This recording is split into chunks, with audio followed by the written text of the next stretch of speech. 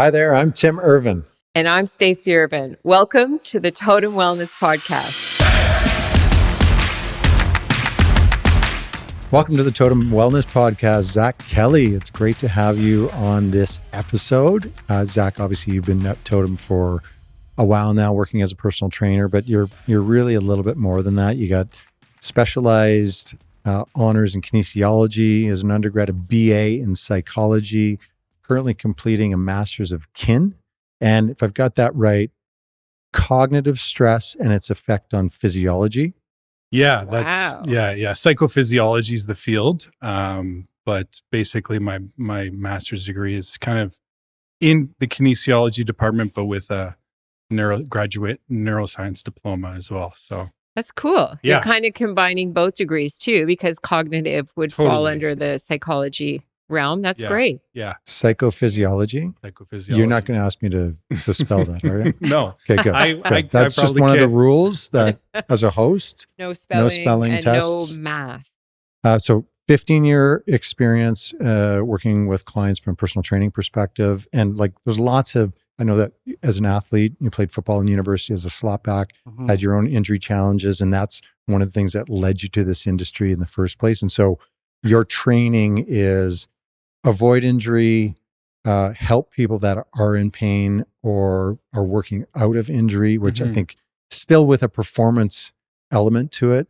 And I think that your focus on biometrics is, well, that's what we're talking about today is Yeah. what do these measurement biometrics that you have, how do they help you train the clients that you see? And the clients that you see are not only people interested in performance, so people that might be distance runners or triathletes that want to get better, shave time, but also just general population in helping them to understand how their bodies function, to reduce risk of injury and just be better movers overall. Yeah, totally. I think, why I got into this in the biometrics is that I, as a young athlete and working with people, I was kind of got dribbled into my head to like, you got to work hard, work hard, work hard. And I started to actually overshoot that a little bit too much and started working too hard and overtraining, chronic injuries, not sleeping enough, pushing too hard. And then, I realized I'm breaking down my body. What's going on? Like I'm in my late 20s and I feel like I'm 10 years older than I am. Why are my peers, doing so much better than me? And I thought, I got it.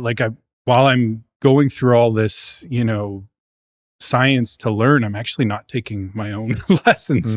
I'm not learning from my own experience. And so I started to explore this stuff with the hopes that, I would be able to train smarter and not harder, right? Like I was looking for because there was a lot of red flags. It's like constant injury. How do I, I'm constantly, butting heads with this ceiling, and how do I get past it, right? And so It's interesting because Stacey That's went through the exact same thing as an athlete. Like one of the problems that young athletes sometimes have is they don't work hard enough. They don't know how to work hard. And the two of you sound like you come from the same Overtraining. that overtraining was a problem. Yeah. And you really kind of nailed it in saying that, the sleep, it's so crucial. And I was notorious for not sleeping. I do all-nighters. So caffeine was my best friend during those years. And then now we know so much. If only we could have a reset button. Oh man. I think about that a lot as I learn all these You would have been things. in the NFL. Right. I would have for sure been in the NFL. Okay. So speaking of biometrics, let's move into the present time. We just did. Can I speak to that reset Yeah. button though? I Yeah. feel like in some ways I'm getting a lucky sort of reset button chance because now it's not me, but I'm getting to maybe Right. guide my children a little bit and kind of go, you got to be careful with how you lead them, but say at least I know these errors that are out there and can kind of, hopefully offer some insights to them and how they're developing. So Yes. I'm hoping that's my second chance. It great. is true. Yeah. And we joke with our 16-year-old who's at home right now, who you've tested as well. He kind of basically lives like an NHL hockey player. He has a driver, he has a chef. He gets, we make sure he gets like 10 to 12 hours of sleep. It's a total joke. He's in for a real rude awakening when he leaves the nest. It's going to be probably worse even than what we experienced. He'll be like, help me. But anyhow, so you're absolutely right that you get to see it with your own children and people you're coaching and people you're working with, which is really wonderful too, because you can speak from experience and say, look, I did all these things the wrong way. Yeah. And I'm going to stop you from doing them the wrong way. We're going to do it the right way. And you're going to have a much better journey. Speaking of the journey, we just did force plate testing. My vertical jump was far superior to Tim's. Let's just let that be noted. Look at the data.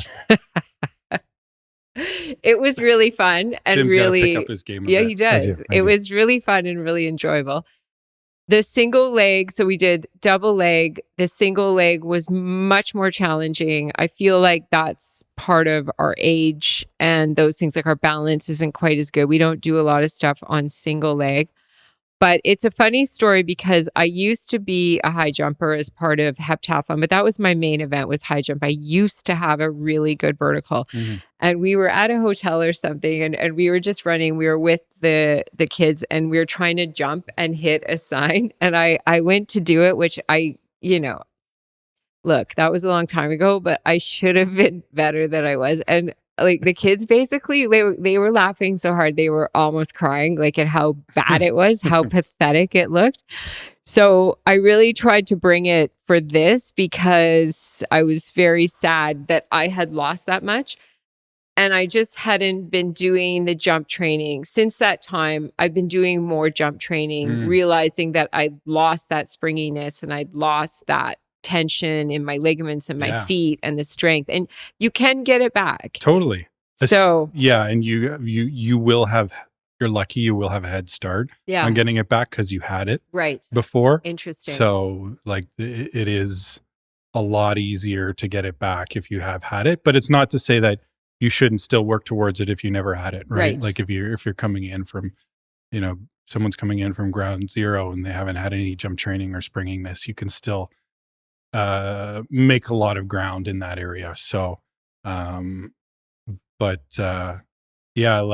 with respect to the testing and the single leg testing, and it's very interesting to all of a sudden see like massive differences between the limbs and go, whoa, this is what is happening. Like when I first went on, I have a history of ACL injury on my left side and SI joint stuff on the left. And, and it was basically like, I want to see what's going on. I tested myself out and I'm like, ooh, this is not good. I've got to clean this up. And it's something that is, you can't really detect on just like a single leg squat alone, right? Exactly. Like you can't, because you can work around a single leg squat or single leg press. You can kind of, the metrics, you're kind of like, oh yeah, I'm still doing the same weights left to right, or Bulgarian split squats, you're still doing the same weights. And then you go to put that into practice and you're like, whoa, this is not going to be good especially in an athletic scenario, right? Absolutely. And we see, one thing we do see as you age, especially, as an athlete, is you tend to slowly, lean into these asymmetries a little bit more. You tend to rely on your strong side, let's call it, or say, you're a right-handed hockey player or right-handed golfer, you're constantly swinging the one way and you develop these asymmetries through the body, and those to an extent are acceptable for your sport, but projected out over the span of 20, 30 years for longevity can start causing a lot of problems. So I was lucky enough to right after the Raptors won their championship, I met with Alex McKechnie, and he talked about I got to pick his brain, which was such an awesome opportunity after he load managed Kawhi Leonard to get to the championship. And he talked about this concept of working back towards postural neutral, right? Where it's like, yes, we're going to have these asymmetries. Yes, they're going to develop. We don't have to be a slave to correcting them, but we always want to gradually work back towards neutral to, prevent any real drastic wear and tear, like, on the body long term. And I think that's what, these new technologies are starting to be more and more used in the medical field, and there's going to be better research coming out. It's still pretty new.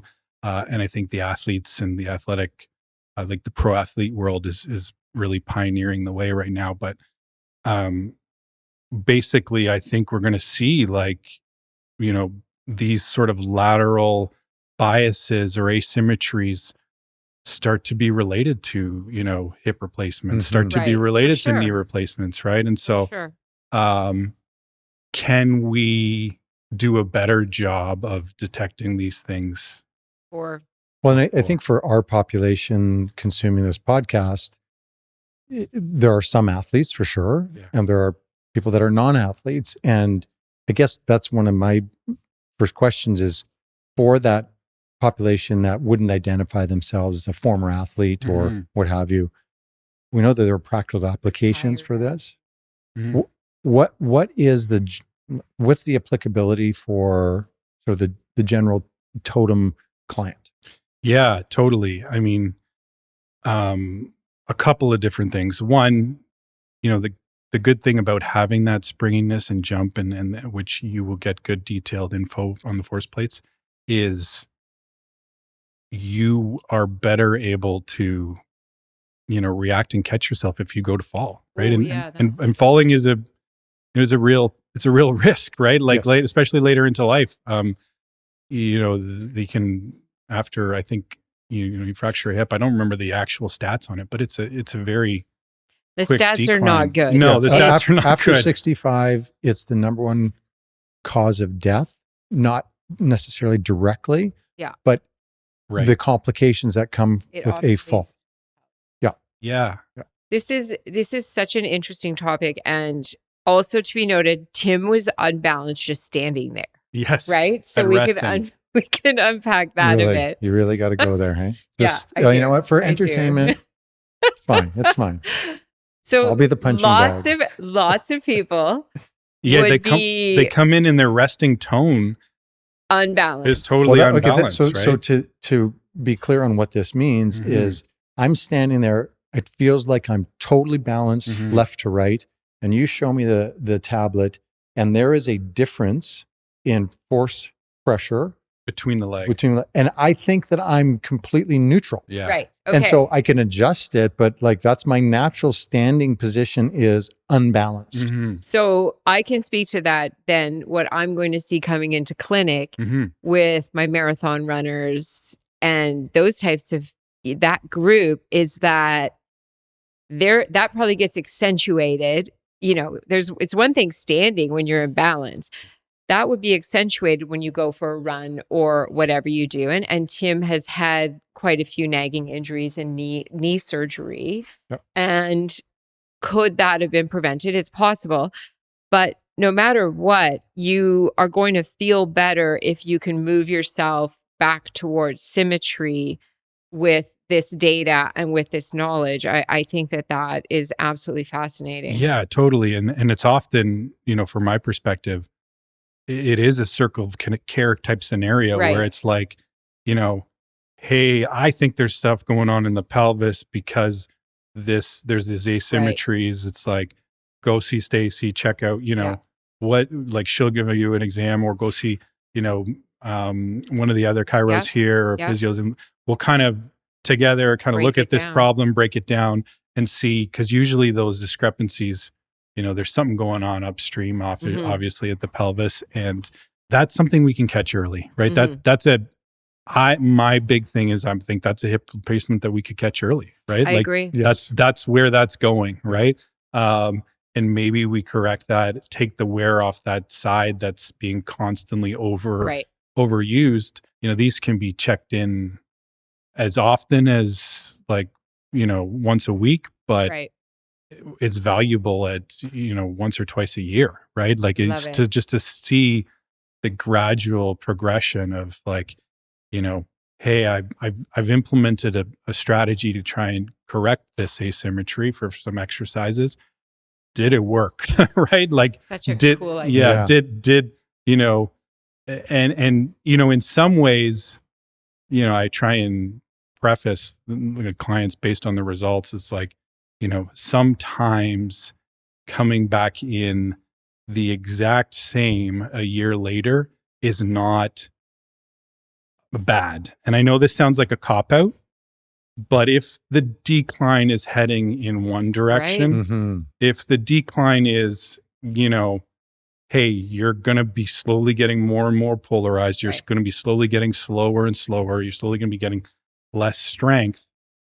If we get you in a year from now to give me the exact same results, extrapolate that over 10 years, 10 years from now, you're giving me the same results. You're 50, giving me results of a 40-year-old. Yeah. Right? 20 years Yeah. from now, you give me the same results. You're 60, giving me the results of a 40-year-old, right? Yeah. So that is, the process, right? Well, That is I think the same the with value. these other metrics, biometrics, whether it's bone mineral density, lean body mass. If you stay the same for 10 years, yeah, you're not increasing, but you're not decreasing in both those measures, plus the force stuff. All these things, like historically, you're supposed to be on a decline with them. Yeah. Exactly. Yeah. And Well, so you're- preventing the decline is really just as It's- important as improving. and it's- maybe you're pain free too, right? Like maybe Totally. you came in and part of the reason for the imbalance was discomfort, but you've made some changes. The other thing that this highlights for me, which I think is really important for everyone listening to this, is that when we see resistance training and when you see people doing things, it's so common that all the lifts are bilateral. You're seeing bicep curls, you're seeing tricep this, you're seeing squats, you're seeing cleans. It's very hard to get people to say, okay, do a bench with one arm and then Yeah. switch over and do it with the other arm. And we know that that's how we move as human beings. But I really think it's this efficiency and people think that they're doing a really great job, because they're doing dynamic, they're doing box jumps, but I rarely see people do it on a single leg. And we really need to encourage that hopping on a single leg is really valuable for you. Box jumps are great. They look great. They're really Yeah. fun to do, but in between take 10 hops on one leg, 10 hops on the other leg. And we really don't see that right now. And part of it's time, right? I can work both legs. I can do my squats. I can crush both legs in a short period of time. If I have to split it up, it's twice as much time. So I think though these results that you're showing us, like right away, I kind of want to go and work on the single because I felt like my single really was super hard. Did you feel the same way? It felt terrible. It felt terrible. Me too. I know my. But we know, like, know that you could improve it I'm drastically. sure I It came wouldn't close be to breaking some sort of record, but it still felt terrible. for an 80-year-old, a record for an 80-year-old. Okay. We can clean that up. We can clean it up. it Thank up. you. Thank Okay. you. So we have a plan. Let's talk about the other big test that you do that we all believe is really important is the MVO2. Yeah. So explain that to us and why someone would want to do a direct MVO2 test. Okay, so the MVO2 is like the hot topic, right, It in really the is. fitness world right now. It Like is one of like the number one longevity measures. yeah. Right? Yeah. And there's, I think in some ways there's some things that are happening that might be a little bit of a disservice. And so I'll speak to those first. And, Sure. we'll talk about like recently these two big studies came out, 100,000 people, 700,000 people looking at VO2 max and basically along with a bunch of other variables trying to find out, what is the best thing that correlates with longevity. And they found, okay, VO2 max is super, super important for longevity. And so that's hard, good evidence. Like we've got a lot of evidence on that. But, sometimes that actually can, freak a lot of people out, right? Because they're a little bit concerned. I'm getting some people that are a little bit concerned, and there was some avoidance of taking the test because they're scared. What does this mean? Right. If I get a bad test. If my test is bad. Right. Oh, that's Right? interesting. That is Yeah. interesting. Now, like there's a group of people that are like, I want to know, give me the test right now. Of Let's course. do it. I was kind of like that, but I actually wanted it before, the longevity, the real hard data around longevity came out. I would guess too, that's a small group. It's interesting. Small group that wants to do it. Yeah. That really want to jump into it because let's face it, the test isn't fun. No, it's generally it's a test to max effort. The other thing that I found interesting, as I was researching this, there's a lot of disqualifiers for the test if you're an older person. Mm-hmm. And I think that then in some ways people are happy to read that. They're like, oh, I have ventricular or atrial fib. Oh, I shouldn't do the test. Okay, great. I'm out. I'm never going to do this. Mm-hmm. And I think that we've talked about this before when we're trying to test people and when you're testing a population that are not athletes, because I think we need to understand that these tests were originally developed for athletes. And the word max is to test an athlete and say, how's your training going? And it was usually endurance athletes. We did it for years when we were doing our kin degree. Is our goal was to see like who had the highest. Like we were looking for numbers in the 60s and things like that, where it was a test done on really fit people. Now it's all over social media. It's all over TikTok. And I think that it's really important to acknowledge that this test is not always for everyone. There is a Submax option. Like, can you talk to that a little bit? Like maybe you don't want to jump into max. Maybe you want to do Submax and get used to it. Totally. And I think, the Submax test, the info that it gives you, it loops back to that training smarter, not harder, right? That the training smarter, not harder scenario where it's like, okay, at certain heart rates, we get to find out whether you're efficient or not with your metabolism at exercise at that pace or heart rate, right? And so if we can, let's talk about the zone 2, right? Zone 2 is huge. It's a very, very, popular right now.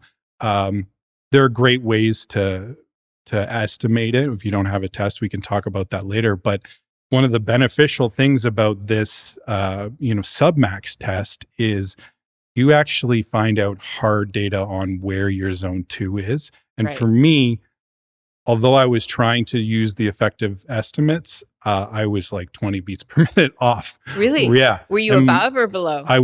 My zone 2 was actually 20 beats per minute higher than what I was training at. Oh, interesting. So that's not a terrible scenario. It's usually the inverse is worse. Yeah. Is when you think you're training your zone 2. Right.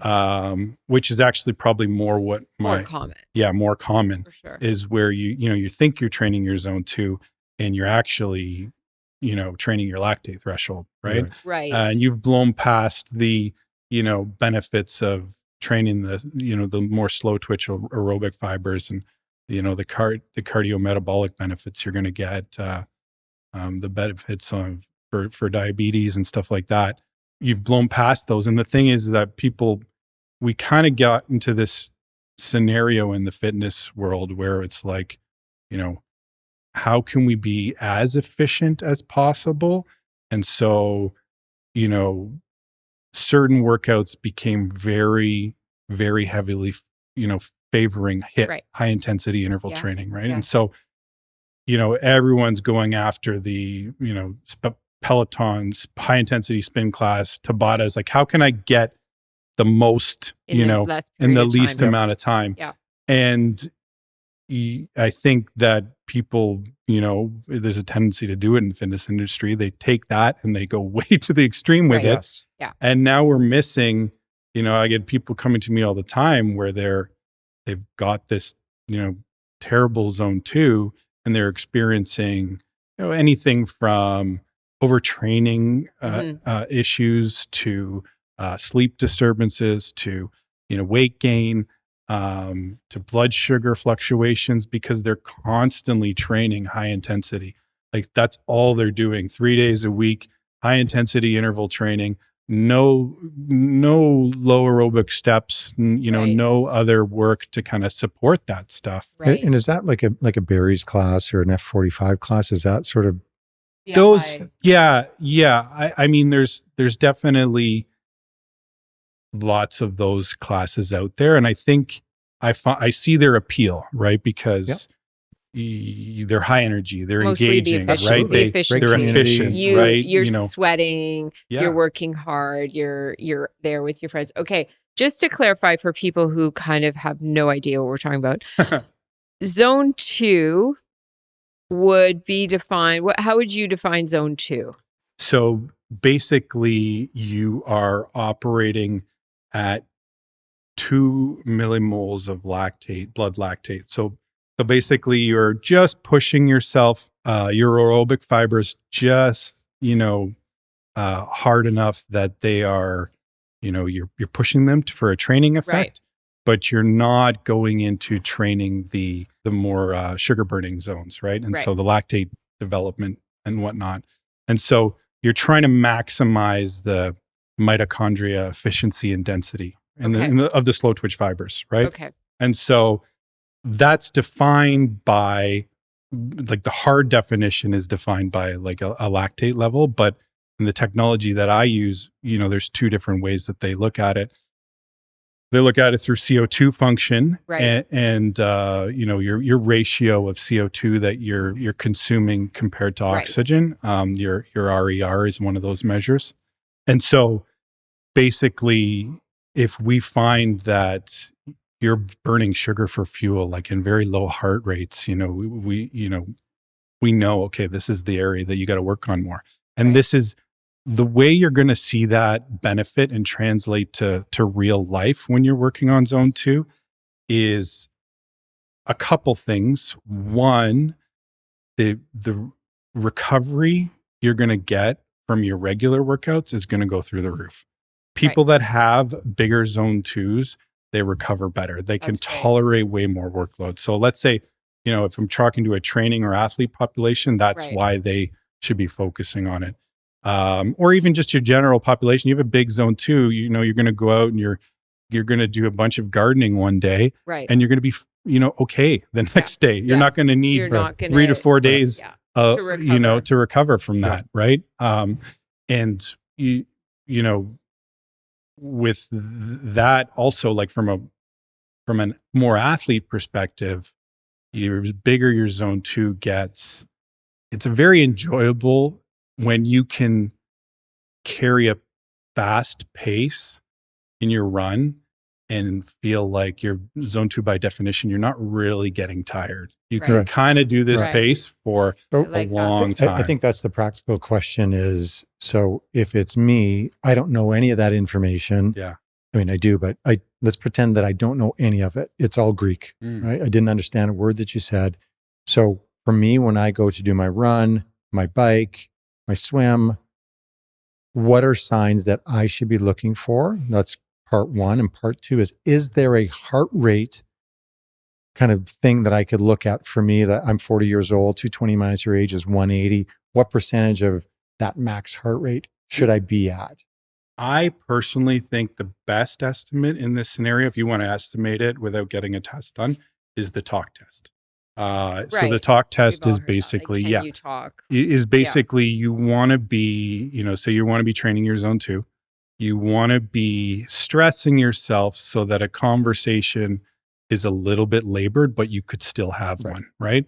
And so, most people can hit that with an uphill walk, right? Most people, or climbing upstairs, right? Yeah, it's like brisk, but not terrible. Okay, so the bonus, again, for people who are saying, why would I do the VO2 Max? You could come in, you could do a Submax VO2.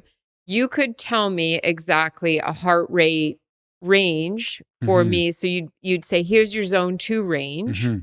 And then we would talk about, this is where you should be on your days so you have your lift days, you have your high intensity burst workout that we're all supposed to do, whatever. And then on your zone 2 days, stay in this heart rate. Yeah. And then the problem is when you don't have the test, basically what we're saying is you think you're in zone 2, but you very well could not be in zone 2. And so you're not getting the benefits that you could get had you done the test, figured out what your heart rate is for zone 2. Totally. And you could be working harder than you need to, Yeah. and not getting the results Which you would be want. awful. Which I think I did for years. Forget it. Right? Like just constantly in that mindset of Why like, would we want to do Right. that? yeah.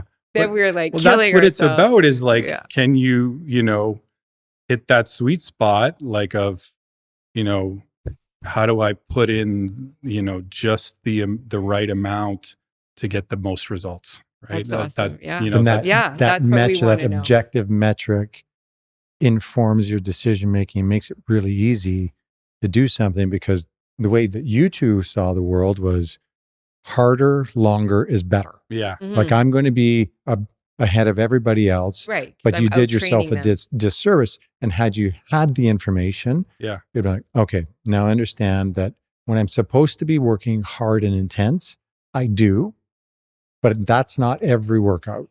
And clearly there are people that Yeah. they come in our doors, Yeah. we see them working out here. They're like going hard all the time. So common.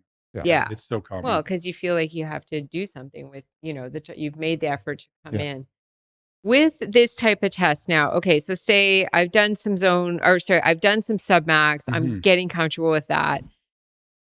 With the Submax, I get a prediction of my VO2 max, correct? you can get a prediction. I get a prediction. Yeah. Okay, now I want to make the jump. I feel comfortable with it. I like these masks now because you can do it anywhere, right? You can, like, there's ones you can even order for home and there's some do it regularly. They're very expensive, but okay. There's I wouldn't recommend that, to be honest. Like, to me, the expense, because it seems strange to me. Like, I feel like the direct MBO2 is, if you're an athlete, maybe a twice a year thing, preseason, kind of postseason, like, how did I do? Yeah. And then I think general public, maybe once a year is probably, do you agree with that? I think that's great. Okay. Yeah, personally. I think, another way that I like to, frame it for clients is, okay, we'll put the longevity thing on the side. Right. But do you have a savings account? Do you save? Like, why do you save? Right? You guys, most people, I'm like, okay, well, you're saving for something, whether it be retirement or, fun at the end of your life, right? Yes. This is the exact same thing. Like, how often do you check that savings account balance, right? Right. Do you know, do you look at it? Do you know what's in there, right? You're creating a portfolio for your life, right? Financially. And you kind of go, okay, like, this is where I'm headed. That's right? such a cool way to look at it. Yeah. So where's my savings account at? And we're looking at this the same way because we're saying, where's my health at? Where's my longevity at? Really? And then you'll do the test and then you'll say, okay, it's here. Now what can I do to get more money into my savings account, ideally, right? Yeah. Which would be great. I mean, my goal is like, how can I maximize fun and enjoyment? Like, how can I agree. At the end of life, have a lot of fun still, right? Like, having a great VO2 max, if we put the longevity thing aside, it's going to mean you're going to be able to do way more enjoyable things at the end, right? Like or throughout life, you're going to be able to, if that's what you enjoy, right? Yes. Which I do, and a lot of athletes do. Yeah. I use the example, like we've got many clients in their 70s and 80s that are doing all the exact same things that they did in their 50s. Yeah. If it's something that's athletic, it's a little bit slower, you don't hit as far or whatever it might be, but they don't have to stop anything. And so the best example is you've got family in other cities.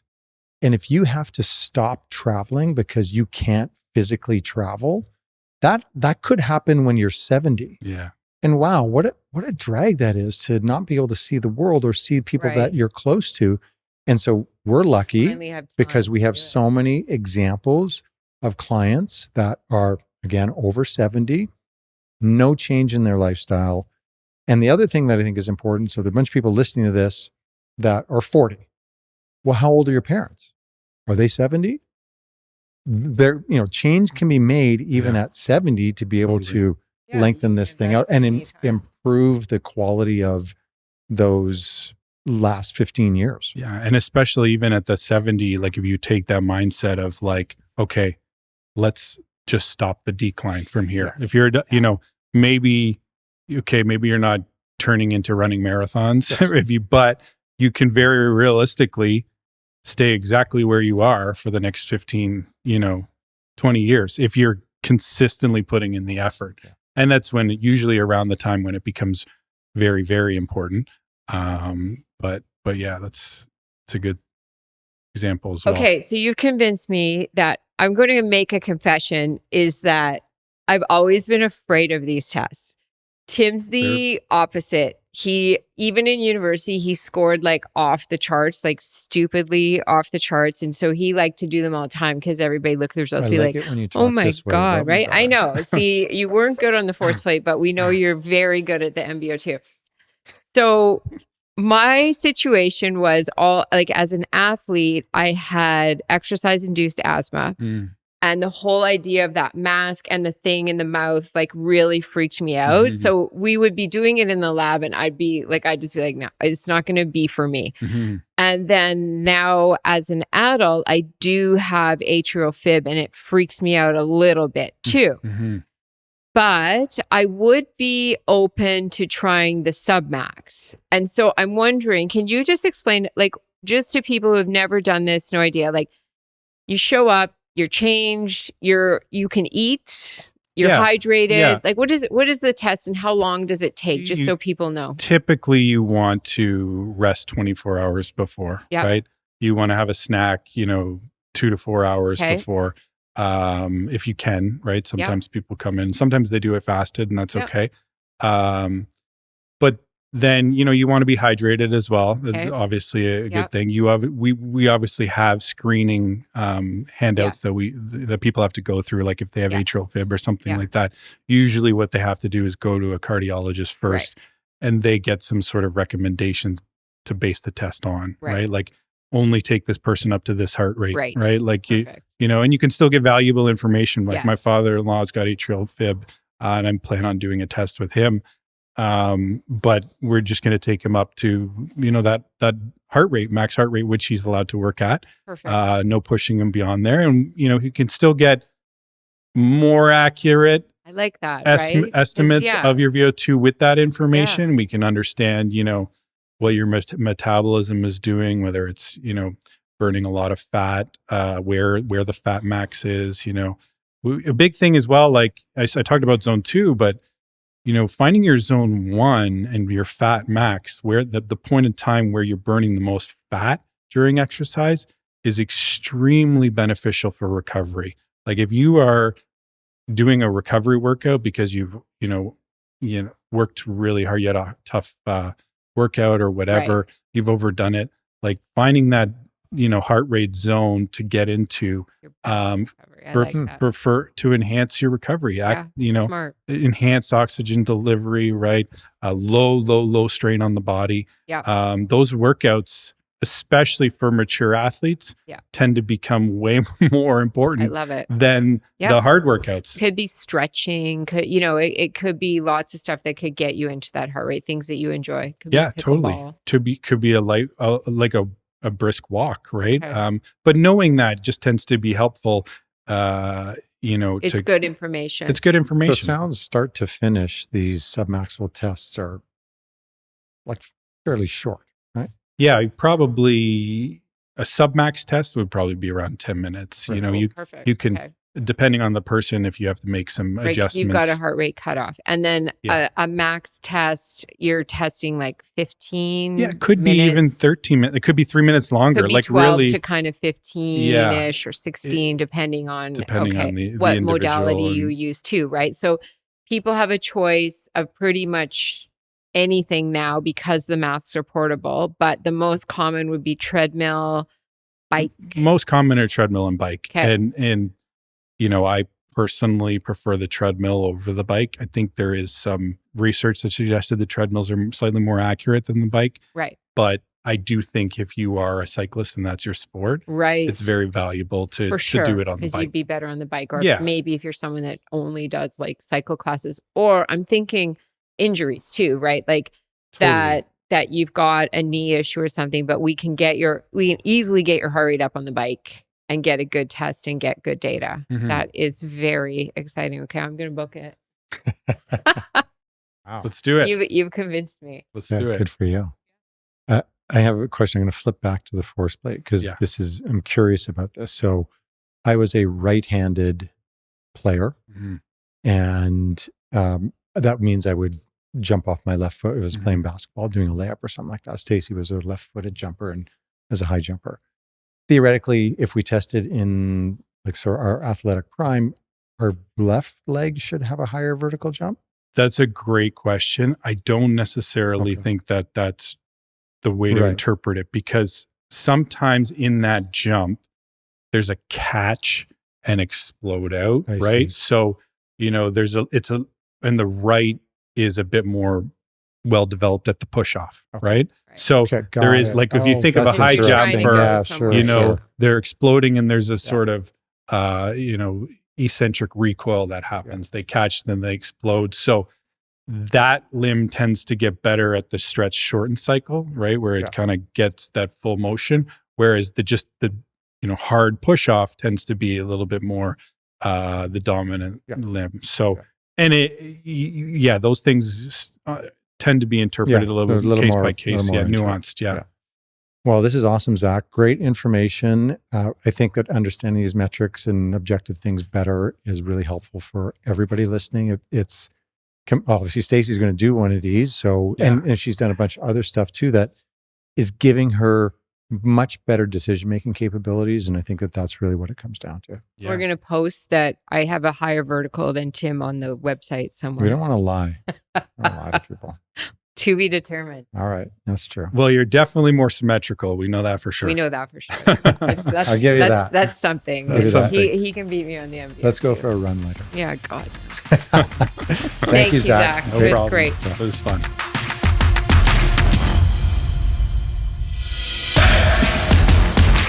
Thanks for listening to the Totum Wellness Podcast. Please follow us on Apple, Google, or Spotify and leave a 5-star review and comment. Subscribe to us on our YouTube channel, and please spread the word to family and friends.